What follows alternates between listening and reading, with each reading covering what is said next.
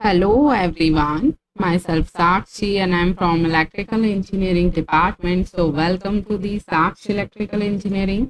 जैसा कि मध्य प्रदेश लोक सेवा आयोग द्वारा प्राचार्य प्रथम श्रेणी उप संचालक, प्राचार्य द्वितीय श्रेणी एवं सहायक संचालक की जो वैकेंसी आई है, जो कि मध्य प्रदेश के technical education and skill development के थ्रू निकाली गई है, जिसे एमपीपीएससी कंडक्ट करवा रहे हैं। तो हम बात कर रहे हैं एमपीपीएससी प्रिंसिपल वैकेंसी 2023 का। ओके, सो जो एमपीपीएससी ने अपना ऑफिशियल सिलेबस और एग्जाम पैटर्न अनाउंस किया है, उसके अकॉर्डिंग आपका जो सिलेबस है वो part A and part B में डिस्ट्रीब्यूट किया हुआ है। सो देखिएगा थोड़ा सा ध्यान से, जैसा कि आपको स्क्रीन पर दिख रहा होगा, आपका जो ऑफिशियली सिलेबस अनाउंस किया उसमें part A and part B में आपके सिलेबस को डिस्ट्रीब्यूट किया गया है, जिसमें अभी हम बेसिकली इंजीनियरिंग सब्जेक्ट्स को डील कर रहे हैं, जिसमें हम पार्ट बी पर बात कर रहे हैं, जिसमें हम अभी इंजीनियरिंग सब्जेक्ट्स को डील कर रहे हैं। क्लियर? सो देखिएगा थोड़ा सा एग्जाम सिलेबस पे हम थोड़ा सा नज़र बनाएं तो देखिएगा क्या लिखा है। Basic electronics and communication science अभी हम डील कर रहे हैं, जिसमें हमने आपको अप्रॉक्स 13 लेक्चर कंप्लीट किए हैं, जिसमें हमने आपको इंट्रोडक्शन ऑफ इलेक्ट्रॉनिक्स बताया था, देन हमने आपको सेमीकंडक्टर फिजिक्स स्टार्ट किया था, क्लासिफिकेशन ऑफ हमने मटेरियल पढ़ा था, क्लासिफिकेशन ऑफ टेम्परेचर पढ़ा था, हमने टाइप्स ऑफ सेमीकंडक्टर पढ़ा था, देन हमने डोपिंग इफेक्ट देखा था, मोबिलिटी देखा था, ड्रिफ्ट वेलोसिटी देखा था, हॉल वोल्टेज देखा था, हॉल कोफिशिएंट देखा था। इस टाइप से हमने सारे टॉपिक सीक्वेंस वाइज हम पढ़ रहे हैं, जिसमें आज का हमारा लेक्चर नंबर 14 रहने वाला है, जो कि आपका आज का प्रैक्टिस सेशन रहने वाला है। क्लियर? सो जिन स्टूडेंट्स ने भी प्रीवियस लेक्चर्स वॉच नहीं किए हैं, तो आप प्रॉपर चैनल पे विजिट कीजिए एंड प्रॉपर प्लेलिस्ट के थ्रू वीडियोस को वॉच जरूर करिएगा। चाहे आप किसी भी ब्रांच से बिलोंग करते हैं, आप चाहे सिविल इंजीनियरिंग से हैं, आप मैकेनिकल इंजीनियरिंग से हैं, या फिर आप इलेक्ट्रॉनिक्स एंड इलेक्ट्रिकल इंजीनियरिंग से भी हैं, तो आप प्रॉपर चैनल पे विजिट करिए। प्लेलिस्ट के थ्रू सीक्वेंस वाइज आप वीडियोस को वॉच करिएगा, तो आपको कहीं से कहीं तक कोई भी प्रॉब्लम नहीं आएगी। क्लियर? क्योंकि हम आपको इसी वे में पढ़ा रहे हैं, पहले आपको टॉपिक पढ़ाते हैं और उस टॉपिक से रिलेटेड हम आपको क्वेश्चंस प्रैक्टिस सेशन करवाते हैं। सो देखिएगा आज का हमारा सेशन रहने वाला है इम्पॉर्टेंट क्वेश्चंस प्रैक्टिस सेशन को लेकर, जिसमें हमने जो प्रीवियस टॉपिक्स या प्रीवियस वीडियोस में हमने जो भी टॉपिक्स पढ़ लिए हैं, उसी टॉपिक पे बेस्ड आज हम प्रैक्टिस सेशन एमसीक्यू प्रैक्टिस करने वाले हैं। सो देखिएगा बिल्कुल ध्यान से। आई होप आपको स्क्रीन क्लियरली विजिबल हो रहा होगा। सो चलते हैं हम अपने सेशन में। सो देखिएगा थोड़ा सा ध्यान से। सबसे पहले ये देखिएगा कि आपको एग्जामिनर क्या पूछ रहे हैं। ठीक है, देखिए पहले आपको हमारा क्वेश्चंस प्रैक्टिस करने का हमारा जो तरीका है वो क्या होगा। पहले आपको क्वेश्चंस को बहुत अच्छे से केयरफुली पढ़ना है, देन उसके चारों ऑप्शंस को आपको पढ़ना है, देन आपको आंसर टिक करना है। क्लियर? सो देखिएगा फर्स्ट क्वेश्चंस पे चलते हैं हम आज के। सो देखिए क्या लिखा हुआ है। In an intrinsic semiconductor the mass action law is given as. मतलब हमने आपको बताया था ना, मास एक्शन लॉ हमने आपको बताया था। क्या बताया था हमने आपको? मास एक्शन लॉ जब पढ़ाया था, तो जो मास एक्शन लॉ होता है वो बेसिकली क्या होता है, N into P equal to N I square होता है। ये हमने आपको बताया था। उसके बाद हमने आपको क्या बताया था कि जो मास एक्शन लॉ होता है वो क्यों यूज करते हैं हम? माइनॉरिटी चार्ज कैरियर कंसंट्रेशन को कैलकुलेट करने के लिए। क्लियर? हमने आपको इसके अलावा हमने आपको और भी टॉपिक्स पढ़ाए थे, तो जिन स्टूडेंट्स ने प्रीवियस लेक्चर्स को पढ़ रखा होगा तो उन्हें ये सारी चीजें इजीली वे में समझ आएगी। क्लियर? सो देखिए क्वेश्चन पढ़िएगा क्या लिखा है। वेट अ सेकेंड, क्वेश्चन लिखा है आपका in an intrinsic semiconductor the mass action law is given as. आपको याद है इंट्रिंसिक सेमीकंडक्टर हमने आपको टाइप्स ऑफ सेमीकंडक्टर में बताया था जिसमें हमने आपको बताया था कि दो तरह के सेमीकंडक्टर होते हैं, एक होता है इंट्रिंसिक सेमीकंडक्टर, एक होता है एक्सट्रिंसिक सेमीकंडक्टर। क्लियर। उसके बाद हमने आपको मास एक्शन लॉ में ये याद, बेटा सेकंड ये याद करिए, हमने आपको क्या बताया था, N into P equal to constant equal to NI square, ये हमने आपको बताया था ना।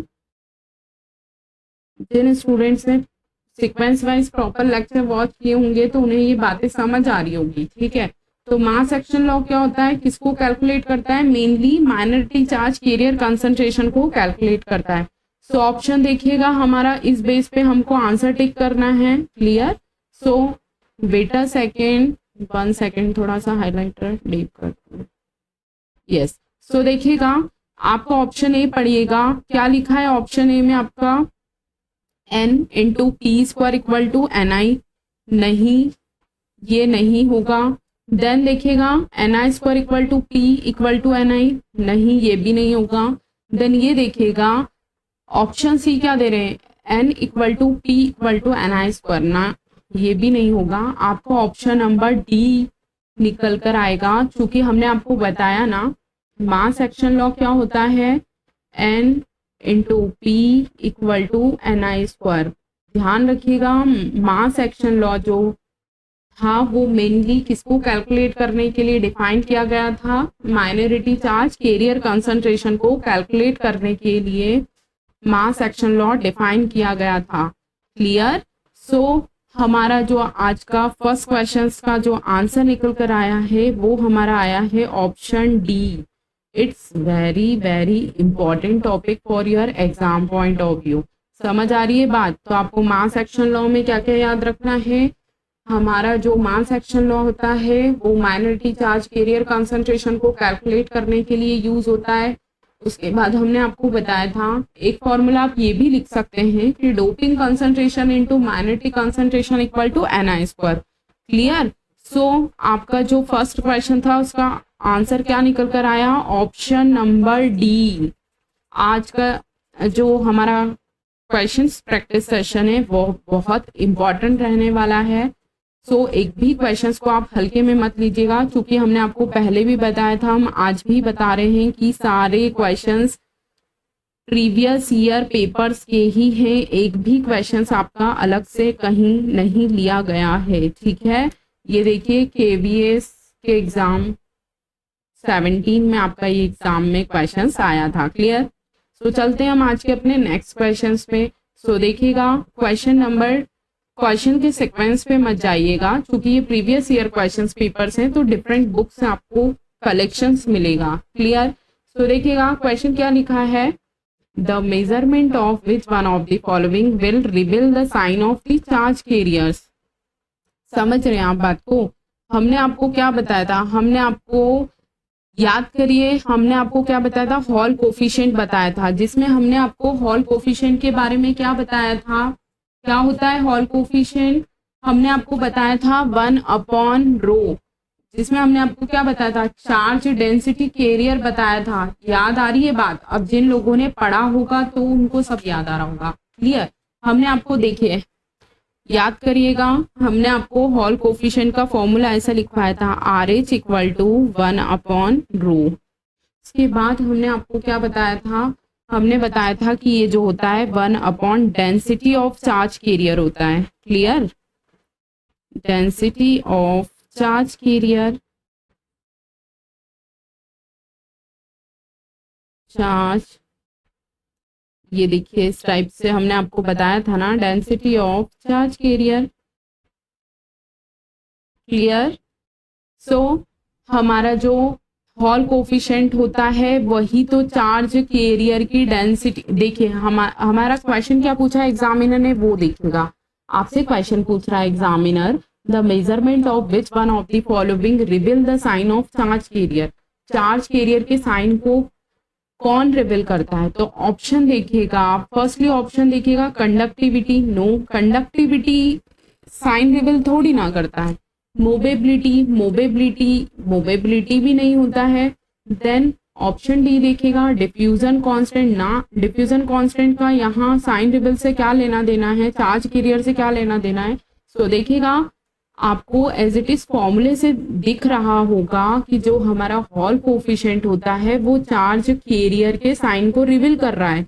दिख रहा है आपको? देखिए हमारा जो हॉल कोफिशिएंट होता है वो क्या होता है, 1/रो होता है, और रो क्या होता है, डेंसिटी ऑफ चार्ज कैरियर होता है। तो यही तो एग्जाम में एग्जामिनर आपसे पूछ रहा है कि चार्ज कैरियर जो क्या क्वेश्चन निकल कर आ रहा है कि the measurement of which one of the following will reveal the sign of charge carrier, मतलब कौन चार्ज कैरियर के साइन को रिवील कर रहा है। तो हॉल कोफिशिएंट के फॉर्मूले से आपको क्लियर समझ आ रहा होगा कि हमारा जो हॉल कोफिशिएंट है वो चार्ज कैरियर के साइन को रिवील कर रहा है। क्लियर? तो हमारा जो आज के क्वेश्चन नंबर 2 का आंसर क्या निकल कर आया, option number C is your correct answer. बिल्कुल भी हल्के में मत लीजिएगा आप इन क्वेश्चंस को। हम आपको जो टॉपिक्स और जो लेक्चर्स में हम पढ़ा चुके हैं उन्हीं लेक्चर्स पे बेस्ड आपको प्रीवियस ईयर क्वेश्चंस पेपर्स को सॉल्व कराया जा रहा है। क्लियर?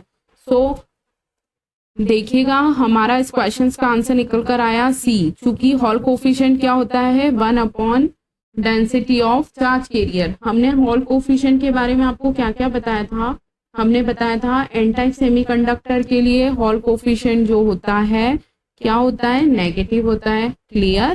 पी टाइप के लिए क्या होता है, पॉजिटिव होता है। क्लियर? तो ये आपको बातें याद रखनी है। ठीक है, तो चलते हैं हम अपने नेक्स्ट क्वेश्चंस पे।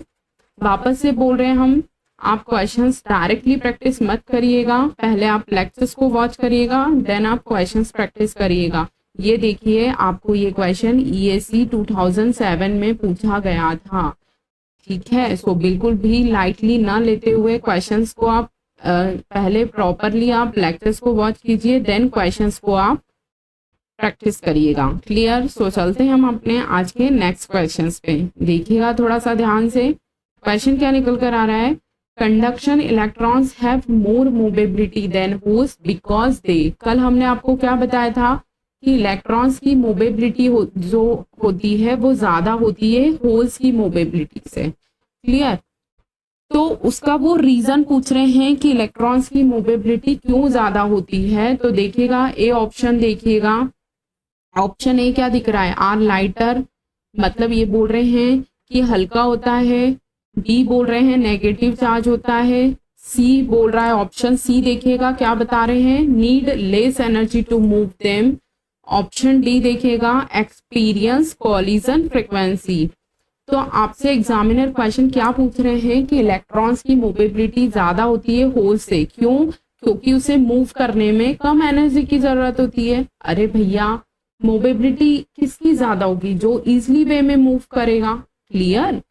तो जिसको कम एनर्जी लगेगी, मान लीजिए ये है कुछ भी एक पार्टिकल है, अगर हमने इसको एकदम हल्का सा पुश किया, मतलब बहुत कम एनर्जी दी और ये मूव कर गया, ठीक है, तो इसकी मोबिलिटी ज्यादा हुई ना। और एक मान लीजिए ये सेकंड पार्टिकल है, इसको हम बहुत ज्यादा फोर्सफुली हटा रहे हैं तब भी ये नहीं हट रहा है, लेकिन फिर भी हम हटा रहे। कहने का मतलब है कि इसमें ज्यादा एनर्जी लग रही है और इसमें कम एनर्जी लग रही है। तो जिसमें कम एनर्जी लगेगी वो ज्यादा वो जल्दी मूव करेगा, मतलब कहने का मतलब है कि हल्की सी एनर्जी देने पे जो मूव कर जाए तो उसकी मोबिलिटी ज्यादा होगी ना।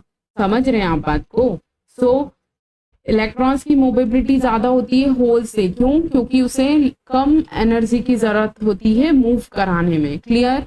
सो आपका ऑप्शन नंबर ए नहीं होगा, बी नहीं होगा, डी भी नहीं होगा, आपका option number C is your correct answer. So आपको देखिए, हमने आपको एक ड्रिफ्ट वेलोसिटी हमने आपको पढ़ाया था, जिसमें हमने आपको बताया था कि mobility drift velocity equal to mu into E. तो आप यहाँ से क्या फॉर्मूला निकाल सकते हैं, म्यू इक्वल टू क्या हो जाएगा, वीडी अपॉन ई। क्लियर? वीडी क्या होगा, ड्रिफ्ट वेलोसिटी, ई क्या होगा, इलेक्ट्रिक फील्ड इंटेंसिटी। हमारी जो मोबिलिटी होती है उसकी यूनिट क्या निकल कर आती है, मीटर स्क्वायर पर वोल्ट सेकेंड। और एक और क्या निकल कर आती है, सेंटीमीटर स्क्वायर पर वोल्ट सेकेंड। क्लियर?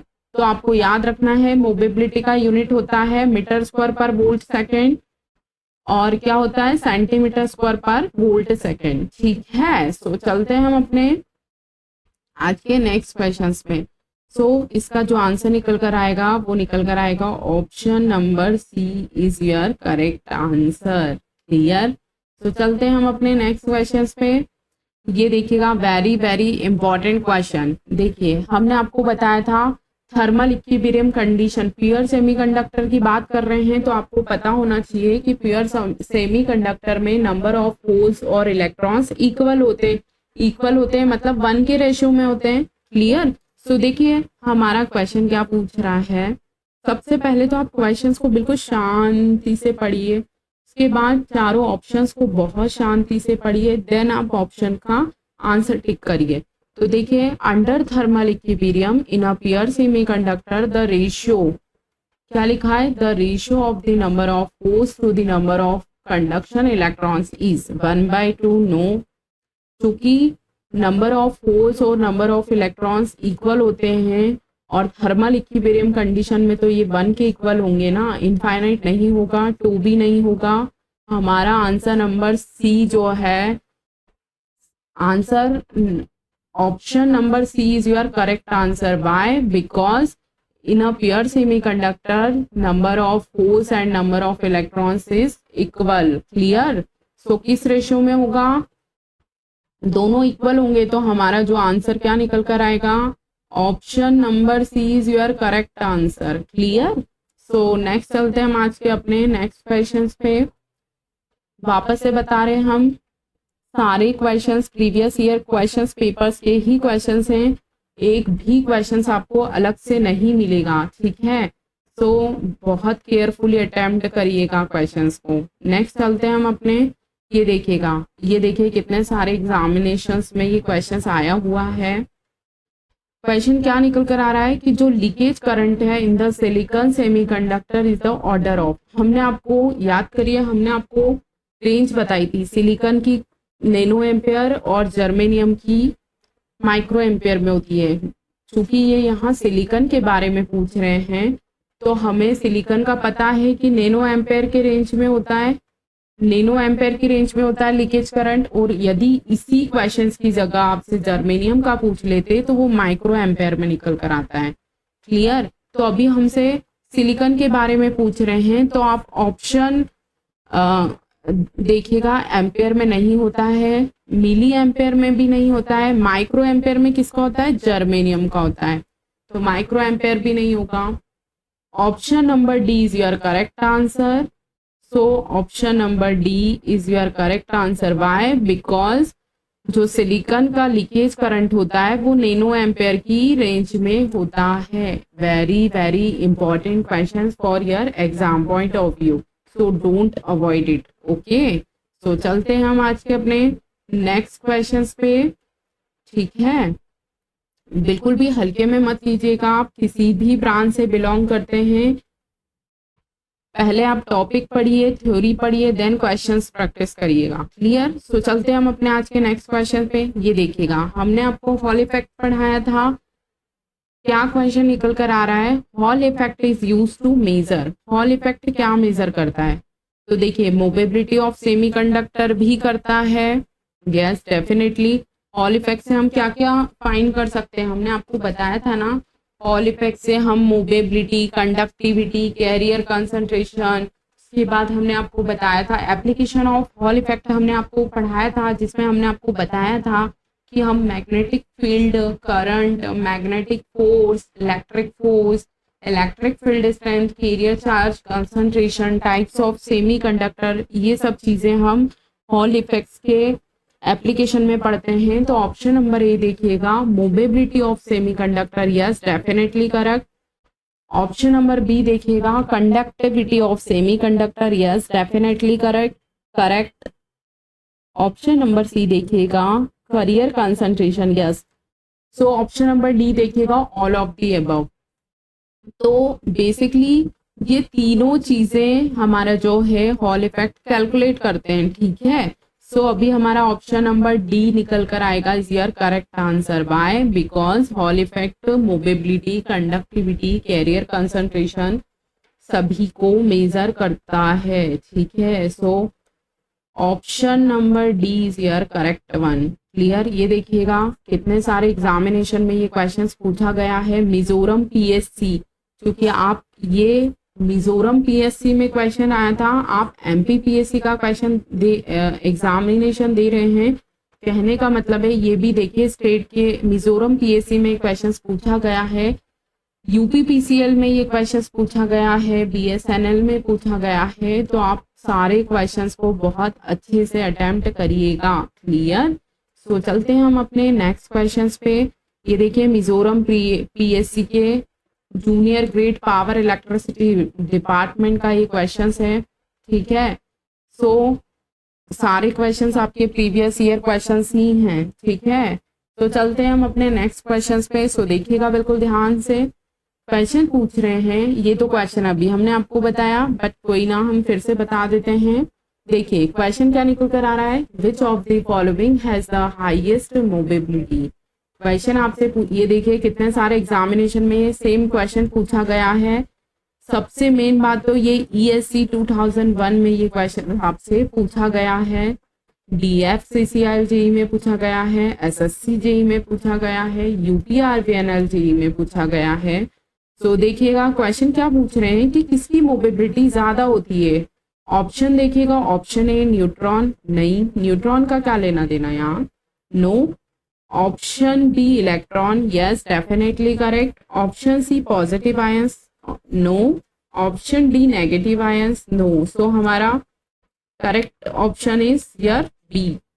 ठीक है। So option number B is your correct answer. Why? Because electron is the highest mobility.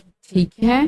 सो चलते हैं हम अपने नेक्स्ट क्वेश्चन पे। बिल्कुल भी आप ये मत सोचिएगा कि ये बहुत बेसिक क्वेश्चन है, ये सारे क्वेश्चंस आपके प्रीवियस ईयर क्वेश्चंस पेपर से और आपके टॉपिक पे बेस्ड ही क्वेश्चंस हैं। ठीक है। सो चलते हैं हम अपने नेक्स्ट क्वेश्चंस पे। ये देखिएगा very very important question for your exam point of view. Question पढ़िएगा क्या लिखा है, in which one of the following ways can the hall voltage across an impurity semiconductor crystal be increased.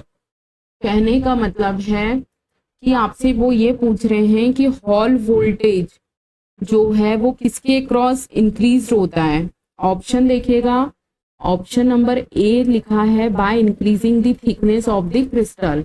Option B लिखा है by increasing the concentration of impurity atom in the crystal. Option C देखिएगा by increasing the width of the crystal. Then option D देखिएगा by increasing the current flowing through the crystal. ये देखिए ये questions भी आपका Mizoram PSC में पूछा गया है। सो अब थोड़ा सा हम चलते हैं ब्लैंक स्लाइड पे। हम आपको कुछ याद करिएगा, हमने आपको क्या बताया था, हॉल वोल्टेज का फॉर्मूला बताया था। क्योंकि आपको हॉल वोल्टेज का फॉर्मूला याद होगा तो आप सही सही इस क्वेश्चंस के आंसर को दे पाएंगे। सो देखिएगा थोड़ा सा ध्यान से। ये देखिए हमने आपको कुछ इस वे में बताया था। ठीक है। हमने आपको क्या बताया था, हॉल वोल्टेज को हम WH से डिनोट करते हैं। Clear. So wait a second.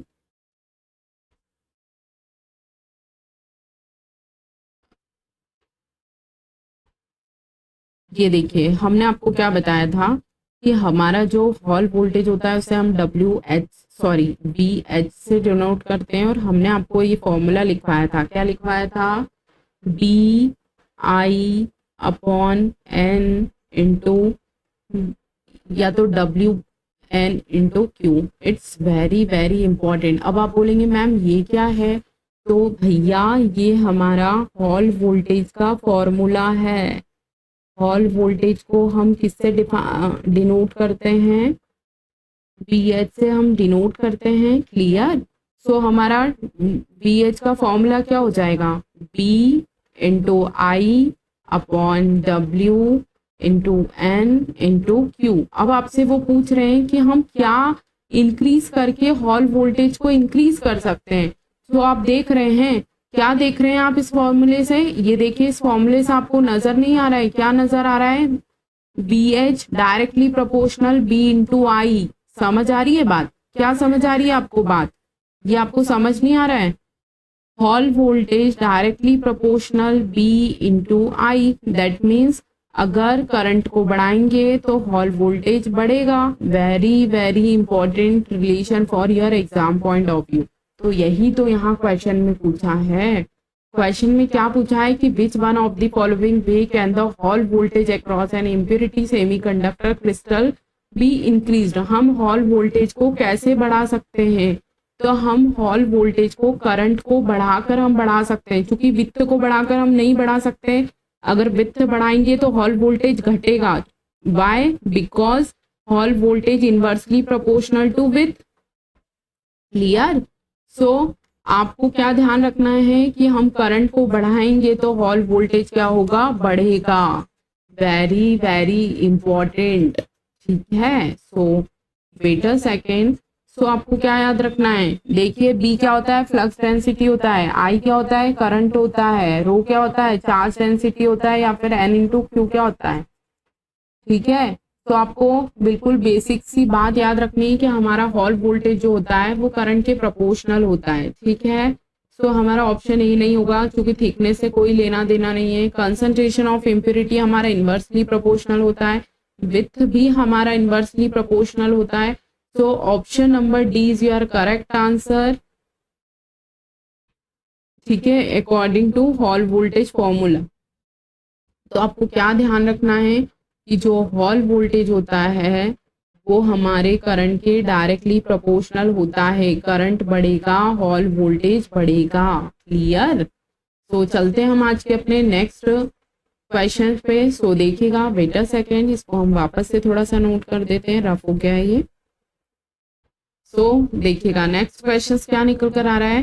Wait a second.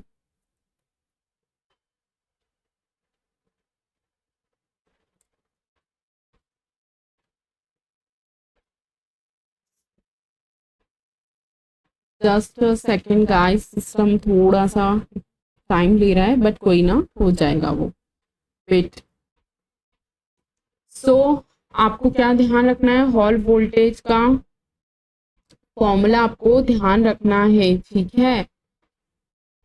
उसके बाद नेक्स्ट क्वेश्चंस देखिए क्या निकल कर आ रहा है। और सारे क्वेश्चंस आपके ये देखिए पीएससी लेवल तक के क्वेश्चंस, आप मतलब पीएससी एग्जाम में भी ये सारे क्वेश्चंस आपसे पूछे जा चुके हैं। सो आप ये ना सोचते हुए कि ये एग्जाम में आए ना आए, लेकिन ये सारे क्वेश्चंस प्रीवियस ईयर हैं। सो आपको सारे क्वेश्चंस को अटेम्प्ट करना है, क्योंकि देखिए हम आपको बता भी रहे हैं कि ये भी Mizoram PSC junior grade PWD में पूछा गया क्वेश्चन है।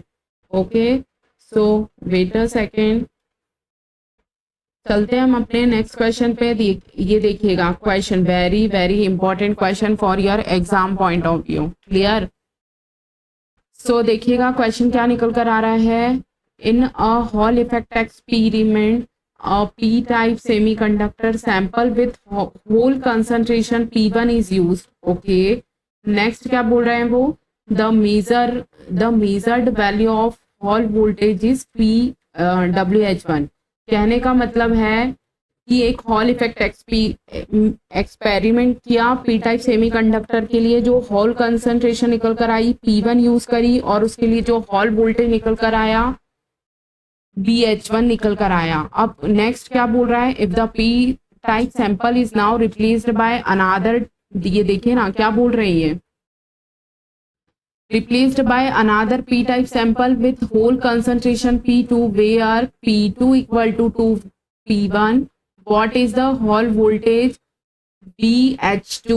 क्लियर? सो देखिएगा आपसे पहले तो क्वेश्चन क्या पूछ रहे हैं वो देखिए, आपसे क्वेश्चन क्या पूछ रहे हैं कि आपसे BH2 का मान पूछ रहे हैं। सबसे पहली बात तो आपको क्या ध्यान रखनी है, वेट अ सेकंड, थोड़ा सा अच्छे से लिखते हैं। ये देखिए आपसे एग्जामिनर क्वेश्चन क्या पूछ रहे हैं, BH2 का मान पूछ रहे हैं। क्लियर? उसके बाद आपको क्वेश्चन में क्या गिवन दे रखा है, P2 इक्वल टू 2P1। ठीक है, तो आपको साइड में क्या लिख लेना है, गिवन क्या दे रखा है, गिवन आपको गिवन दे रखा है P2 equal to 2P1। Clear? फिर नेक्स्ट देखिएगा, आपको अभी हमने बताया था ना, क्या बताया था, ये देखिए इन्होंने क्या दे रखा है, इन्होंने ये दे रखा है, हमने बताया था ना हॉल वोल्टेज जो होता है वो 1 अपॉन कंसंट्रेशन होता है। क्लियर?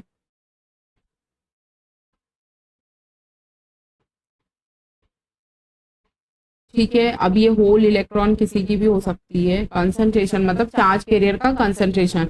तो उन्होंने देखिए हमको क्या दे रखा है क्वेश्चन में, उन्होंने P1 के लिए VH1 दे रखा है, मतलब P1 के लिए उन्होंने दे रखा है हमको VH1, क्योंकि ये एक दूसरे के इन्वर्सली प्रोपोर्शनल है। तो हम क्या लिखेंगे, VH1 इक्वल टू 1/P1 लिख सकते हैं ना हम। क्यों?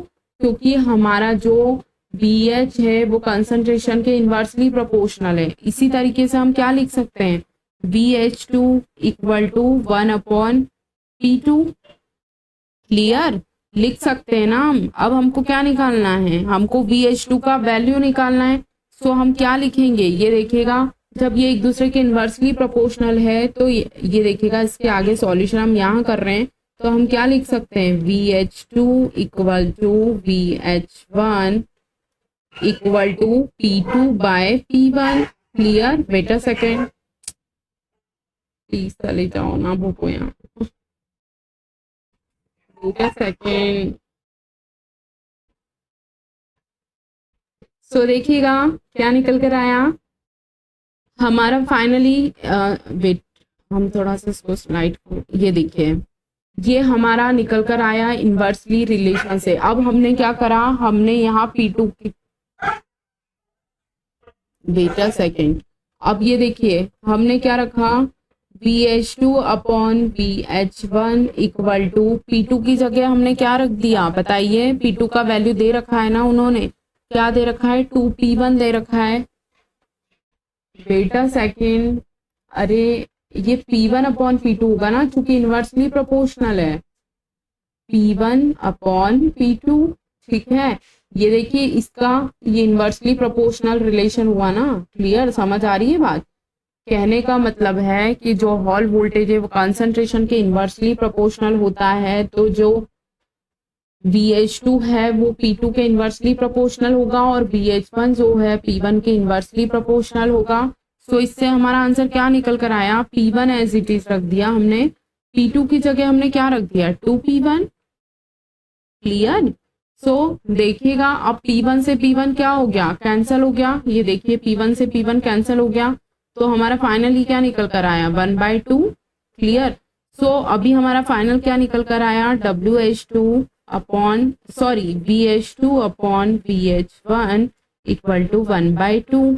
अब हमको क्या निकालना है, VH2 का वैल्यू निकालना है। तो VH2 का वैल्यू क्या निकलेगा, जब ये हम VH1 को इस साइड पहुंचा देंगे तो हम क्या लिखेंगे, VH2 equal to 1/2 into VH1। Clear?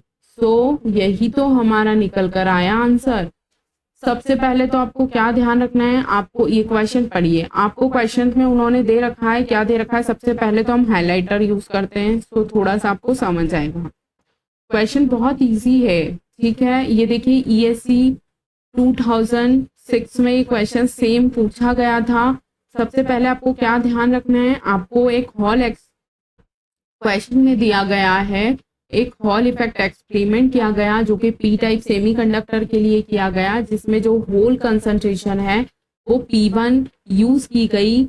जब हमने उसका हॉल वोल्टेज मेजर किया तो वो क्या निकल कर आया, VH1 निकल कर आया।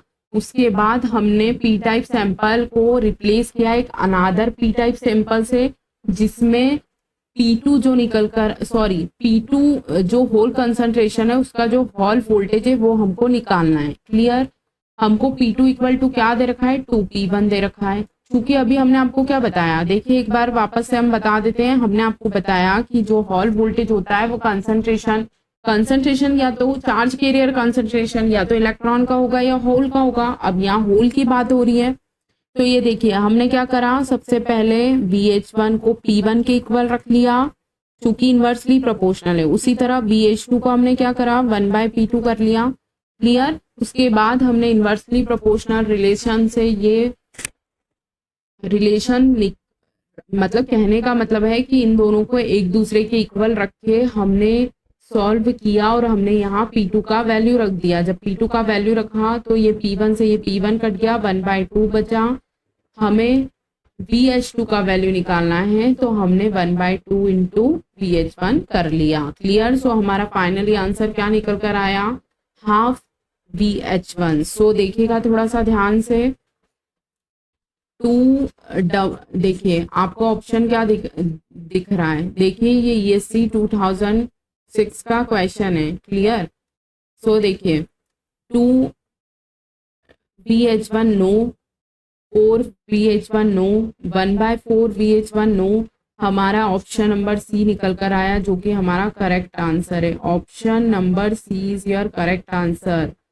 सॉल्यूशन हमने आपको यहाँ दे दिया है। सो आप वापस एक बार वीडियो को रिवाइज कर मतलब पीछे करके या देख लीजिएगा जिसको समझ नहीं आया हो। क्लियर। जैसे बहुत सिंपल सा लॉजिक था, इसमें कुछ ना समझ आने वाली कोई बात ना थी, बट फिर भी इनकेस अगर आपको समझ नहीं आया हो तो आप देख सकते हैं। ठीक है। हमको यहाँ BH2 का वैल्यू निकालना था। ठीक है। सो चलते हैं हम अपने नेक्स्ट क्वेश्चन पे। सो देखिएगा आज का नेक्स्ट क्वेश्चन क्या बता रहे हैं, what does the picture depict. देखिए हमने आपको सबसे फर्स्ट या सेकंड लेक्चर में पढ़ाया था, क्या पढ़ाया था, एनर्जी बैंड गैप पढ़ाया था। ये देखिए ये है हमारा कंडक्शन बैंड, ये है हमारा बैलेंस बैंड। इन दोनों के बीच के गैप को हम क्या बोलते हैं, एनर्जी गैप बोलते हैं। और इन्होंने एक वैल्यू दे रखा है कि 6 इलेक्ट्रॉन वोल्ट किसके बीच का एनर्जी गैप हो सकता है। तो हमने आपको बताया था कि सबसे ज्यादा जो होता है एनर्जी गैप किसका होता है, इंसुलेटर का होता है। कितना होता है, ग्रेटर देन और इक्वल टू 6 इलेक्ट्रॉन वोल्ट बताया था हमने आपको। सो हमारा ऑप्शन क्या, देखिए option number A insulator, yes definitely correct. Option number B not correct. Option number C no, superconductor का कोई लेना देना नहीं है। Semiconductor no. तो हमारा option number A is your right answer. Why, because हमारा जो कंडक्शन बैंड है और बैलेंस बैंड के बीच का जो गैप होता है, एनर्जी बैंड गैप, वो सबसे हाईएस्ट होता है हमारा इंसुलेटर के केस में। सो option number A is your correct answer. Clear. समझ आ रही है बात। सो नेक्स्ट क्वेश्चन देखिएगा। नेक्स्ट क्वेश्चन है और आज के सेशन का लास्ट क्वेश्चन है, ये देखिएगा वेरी वेरी इंपॉर्टेंट। ठीक है। सो देखिए सबसे पहले क्वेश्चन पढ़िएगा। क्वेश्चन क्या दे रखा है, the concentration of hole in N N type semiconductor is given by the following relationship. Ni क्या होता है, इंटेंसिक कंसंट्रेशन होता है। Nd क्या होता है, डोनर कंसंट्रेशन होता है। और Na क्या होता है, कंसंट्रेशन ऑफ एक्सेप्टर एटम होता है। याद करिए हमने आपको क्या बताया था, मास एक्शन लॉ से हमारा क्या निकल कर आया था, N into P equal to Ni² आया था। इट्स क्लियर और नॉट, ये बात आपको ध्यान है। क्योंकि हमने आपको क्या बताया था, हमने आपको बताया था कि जो n में n इक्वल टू ND होता है। अब जिन लोगों ने प्रीवियस लेक्चर्स वॉच कर रखे होंगे तो उनको ये बात समझ आ रही होगी कि n इक्वल टू ND कहाँ से आया और p इक्वल टू Na कहाँ से आया। ठीक है। सो अब देखिए n इक्वल टू ND और p इक्वल टू Na आपको हमने ये प्रीवियस लेक्चर्स में बताया है कि n इक्वल टू ND और p इक्वल टू Na कैसे आता है। ठीक है। तो अब हमने इस वाली इक्वेशन में n और d का वैल्यू रख दिया, n और p का वैल्यू रख दिया। तो देखिए n इक्वल टू क्या रख दिया हमने, ND रख दिया। ठीक है। n की जगह ND रख दिया और p की जगह क्या रख दिया, Na रख दिया। और हमारा जो Ni² है वो एज इट इज। क्लियर। बेटा सेकंड हम थोड़ा सा यही बता देते हैं आपको, ताकि आपको कहीं कोई प्रॉब्लम नहीं आएगी। क्लियर। सो वेट, ये देखिए क्या निकल कर आया हमारा फाइनली, देखिए n into P equal to Ni²। अभी हमने आपको क्या बताया, n इक्वल टू क्या होता है, Na होता है। ठीक है। p इक्वल टू क्या होता है, sorry n equal to ND होगा और p इक्वल टू Na होगा। n इक्वल टू क्या होता है, ND होता है। p इक्वल टू क्या होता है, Na होता है। Okay, got it. सो देखिए हमने n की जगह क्या रख दिया, ND रख दिया। बाय ये इस रिलेशन से हमने n की जगह क्या रख दिया, ND रख दिया। p की जगह क्या रख दिया हमने, Na रख दिया। और Ni² हमारा एज इट इज चल ही रहा है। अब हमको क्वेश्चन में क्या वैल्यू निकालनी है वो देखिए।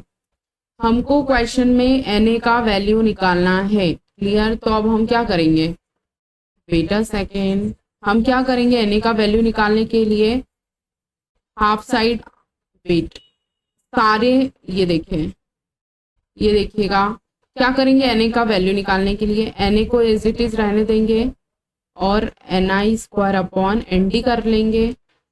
क्लियर, समझ आ रही है बात कहाँ से क्या आ रहा है। सो आपका फाइनली क्या निकल कर आया, Na equal to Ni square upon Nd। ठीक है, very very important point for your exam point of view. ठीक है, तो आपको क्या याद रखना है, n into P equal to Ni square होता है, Nd इंटू Na कैसे आया, n की जगह हमने Nd रख दिया, p की जगह हमें Na रख दिया।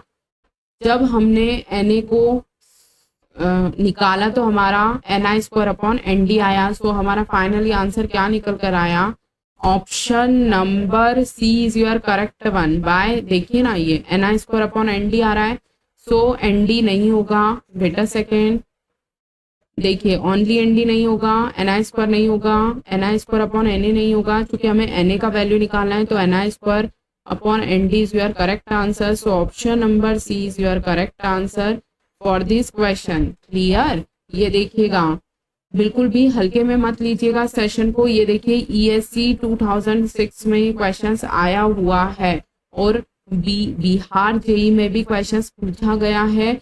सो जितने भी क्वेश्चंस आपको करवाए गए हैं वो सारे प्रीवियस ईयर क्वेश्चंस हैं। सो बिल्कुल भी हल्के में ना लेते हुए हम फिर आपको बोल रहे हैं, आप प्रॉपर पहले थ्योरी पढ़िए, देन आप क्वेश्चंस को प्रैक्टिस कीजिएगा। ठीक है, सो आप किसी भी ब्रांच से बिलोंग करते हैं, सिविल, मैकेनिकल, इलेक्ट्रिकल, इलेक्ट्रॉनिक्स, सभी स्टूडेंट्स के लिए ये जो इंजीनियरिंग सब्जेक्ट्स के, इंजीनियरिंग ब्रांच के जो सब्जेक्ट्स हैं सभी स्टूडेंट्स के लिए कॉमन रखे गए हैं। क्लियर, सो देखिए आज हमने जो प्रीवियस टॉपिक्स हमने कंप्लीट कर चुके हैं उसी बेस पे आज हमने कुछ इम्पॉर्टेंट MCQs करे, क्वेश्चंस प्रैक्टिस करे, जो कि प्रीवियस लेक्चर्स पे बेस्ड आज के PYQ हमने क्वेश्चन सॉल्व किए, जिसमें आपने देखा कि क्वेश्चंस कहीं ना कहीं किसी ना किसी एग्जाम में पूछे गए हैं। ठीक है, सो हम यही कहना चाहेंगे वापस से कि जिन स्टूडेंट्स ने भी प्रीवियस लेक्चर्स वॉच नहीं किए हैं तो आप पहले प्रॉपर थ्योरी पढ़िए, देन क्वेश्चंस प्रैक्टिस को अटेम्प्ट करिएगा। सो आज का हमारा बेसिकली जो सेशन था वो क्वेश्चंस प्रैक्टिस सेशंस पे था, जो कि कंप्लीट हुआ। सो कहना चाहेंगे कि इसके पहले भी हमने आपको प्रैक्टिस सेशन दिए हैं, तो जिन स्टूडेंट्स ने उन प्रैक्टिस सेशंस के लेक्चर्स को नहीं देखे हैं तो आप चैनल पे विजिट कीजिएगा एंड प्रॉपर प्लेलिस्ट के थ्रू वीडियोस को वॉच जरूर कीजिएगा। क्लियर, सो कमेंट के माध्यम से आप हमें ये ज़रूर बताइएगा कि आप बेसिकली और क्या चेंजेस चाहते हैं, या फिर आपको MPPSC प्रिंसिपल वैकेंसीज के रिगार्डिंग और क्या आप चेंजेस चाहते हैं। सो आप कमेंट करना ना भूलें। ओके, सो मिलते हैं हम अपने नेक्स्ट लेक्चर में, तब तक के लिए thank you students, have a good day, good night.